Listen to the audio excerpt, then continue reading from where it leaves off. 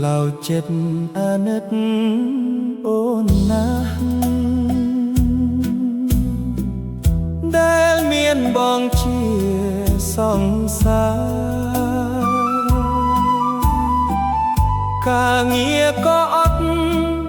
ទ្រព្យធនយស័ក្តិក៏គ្មានតែស្រីនៅតែស្នេហ៍បងនៅស្នេហ៍របងជានិច្ចស្រុកស្រែគ្មានអ្វីល្អទេមាសមេសំលៀបងហើយ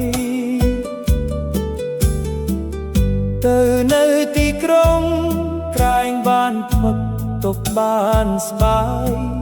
អូនលាទៅធ្វើការហើយ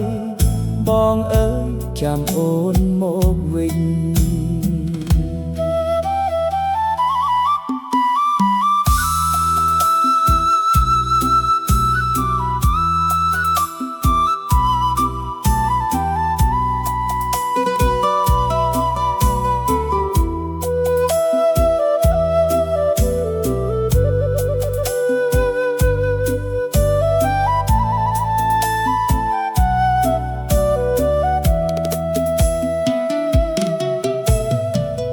ឆ្នាំផុតទៅហើយ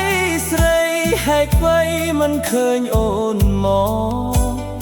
អើយបងរងចាំងាកមើលតែភ្លឺពន្លស្ងាត់បាត់ដំណឹងឈឹងស្រីដឹងទេអ្នកស្រ័យចាំអូន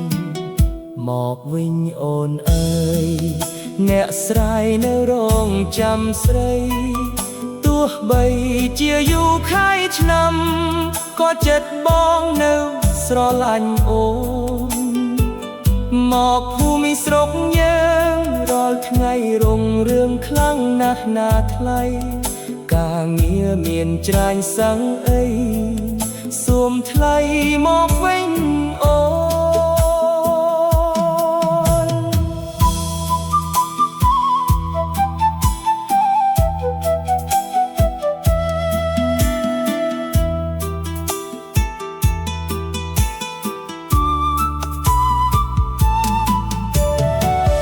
អូនថាកាត់ចិត្ត